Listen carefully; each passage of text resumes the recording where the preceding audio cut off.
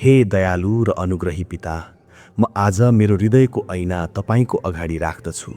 म स्वीकार गर्दछु कि म धेरै पटक तपाईको मार्गबाट भड्किएँ।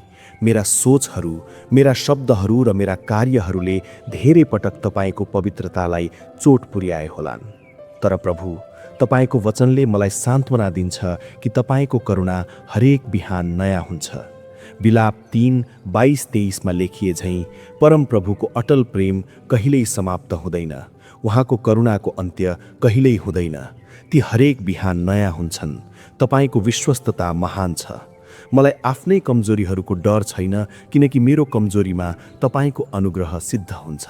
मेरो हृदयमा भएका सबै तीतोपना, ईर्ष्या र अहंकारलाई तपाईको पवित्र रगतले धोइदिनुहोस्। मलाई हिउँभन्दा सेतो बनाउनुहोस् र एउटा यस्तो नयाँ हृदय दिनुहोस् जसले केवल तपाईको लागि ढुकढुक गरोस्। प्रभु, तपाईको क्षमा मेरो लागि एउटा नयाँ सुरुवात हो। मलाई विगतका बोझहरूबाट मुक्त गर्नुहोस् ताकि म स्वतन्त्र भएर तपाईको महिमा गाउन सकूँ। हे मेरा मुक्तिदाता येशू, जब म कल्वरीको त्यो पहाडलाई सम्झन्छु, मेरो आँखा रसाउँछन्। तपाईले मेरो लागि कति ठूलो मूल्य चुकाउनु भयो। ती काँडाहरूको मुकुट, ती किलाहरू र त्यो अपमान सबै मेरो लागि थियो। तपाईले मेरो ठाउँ लिनुभयो ताकि म तपाईको ठाउँ लिन सकूँ।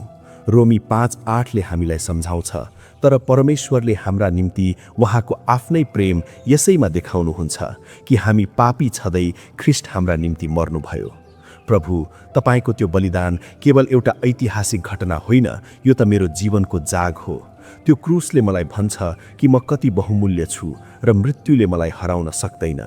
तपाईको रगतको हरेक थोपाले मेरो स्वतन्त्रताको घोषणा गरेको छ। म अब संसारको दास होइन, तर जीवित परमेश्वरको सन्तान हुँ। मेरो जीवन तपाईको प्रेमको एउटा सानो प्रतिध्वनि बनोस्। हे प्रभु येशू, मेरो आत्मा तपाईको लागि प्यासी छ। जस्तै मृगले पानीको खोलाको लागि तिर्खाउँछ, त्यसरी नै मेरो आत्मा तपाईको लागि तडपिन्छ। यो संसारले मलाई धेरै कुराहरू दिने बाचा गर्छ, तर तपाईको उपस्थिति बिना सबै कुरा शून्य छ। मलाई संसारको वैभव होइन, तर तपाईको मुस्कान र स्पर्श चाहिन्छ। मलाई तपाईको वचनको गहिराईमा लैजानुहोस्। तपाईको वचन मेरो खुट्टाको लागि बत्ती र मेरो बाटोको लागि उज्यालो बनोस्।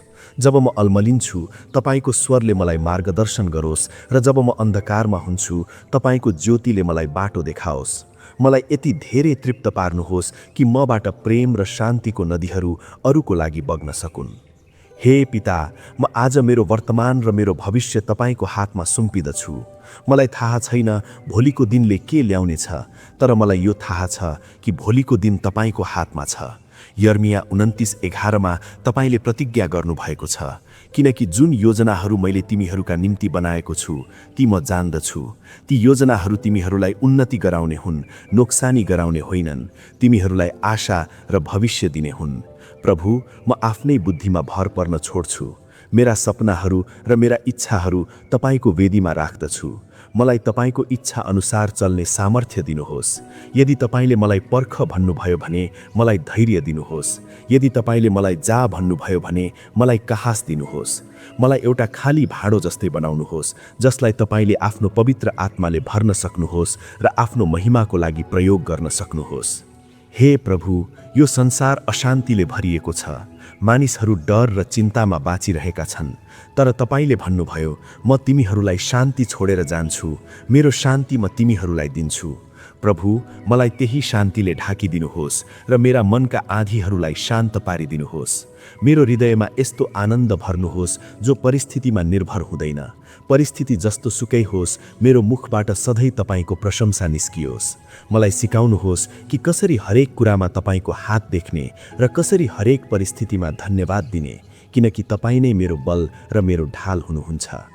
हे प्रभु, म मेरो परिवार र मेरा प्रियजनहरूलाई तपाईको हातमा राख्दछु। हाम्रो घरमा तपाईको स्वर्गको वातावरण आओस् र हामीले एक अर्कालाई त्यसरी नै प्रेम गर्न सकौं जसरी तपाईले हामीलाई प्रेम गर्नुभयो। हाम्रा सम्बन्धहरूमा क्षमा, समझदारी र एकता होस्।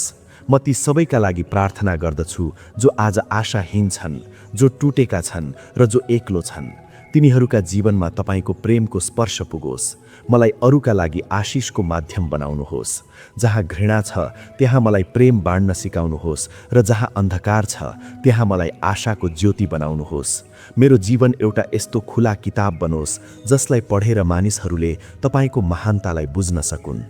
धन्यवाद प्रभु, किनकि तपाईले मेरो हृदयको गहिराईबाट निस्केको यो पुकार सुन्नु भएको छ। तपाईको प्रेम, तपाईको सत्य र तपाईको अनुग्रहको लागि धन्यवाद। म आफ्नो सम्पूर्ण अस्तित्व तपाईको चरणमा अर्पण गर्दछु। सबै कुरा माग्दछु हाम्रा परमप्रिय मुक्तिदाता र जीवित प्रभु येशू ख्रीष्टको पवित्र र उच्च नाउँमा। आमेन।